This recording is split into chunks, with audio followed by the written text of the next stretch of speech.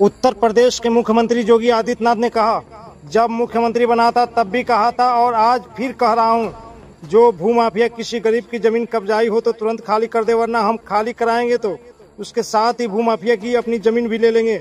जो कानून तोड़ने का काम करेगा उसका काम तमाम सरकार निश्चित करेगी। ये है किसानों के साथ समाजवादी पार्टी का कृत्य। लेकिन ये बेशरम लोग हैं, तब भी उस अपराधी के खिलाफ कार्रवाई हो इसके लिए समाजवादी पार्टी तैयार नहीं थी। उनके लोग तब भी बचाव कर रहे थे, कह रहे थे कि नहीं ये तो निर्दोष है।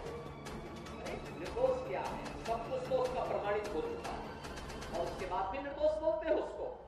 कन्नौज में जो किया इनके नेताओं ने एक नाबालिग बेटी के साथ, और उसके बाद भी उसका बचाव कर रहे हैं, उसके बाद भी उसका बचाव कर रहे हैं। क्या ये सही था क्या जो कन्नौज में इनके नेता कर रहे थे? क्या ये सच सही था क्या? आज तो प्रमाणित हो चुका है इनके कृत्य क्या है। बहनों और भाइयों, यही समाजवादी पार्टी की वास्तविक पहचान है। क्योंकि ये लोग जब से सत्ता में आए थे लगातार यही काम करते थे। व्यापारियों को लूटते थे, बेटियों की इज्जत के साथ खिलवाड़ करते थे, गरीबों की जमीनों पर कब्जा करते थे, दबंगई के बल पर गरीबों की जमीनों को कब्जा करते थे।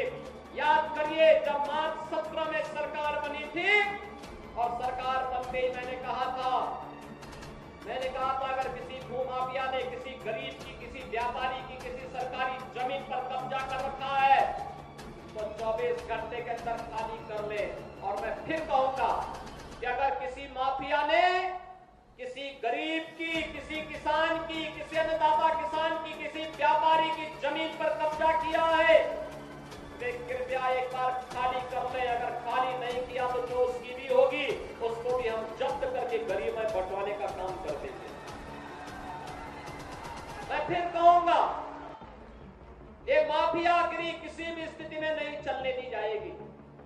कानून का राज हो, सबको सुरक्षा मिलेगी, सबको योजनाओं का लाभ मिलेगा। लेकिन अगर कोई कानून को ठेका दिखाने का काम करेगा तो उसका काम तमाम करने का काम भी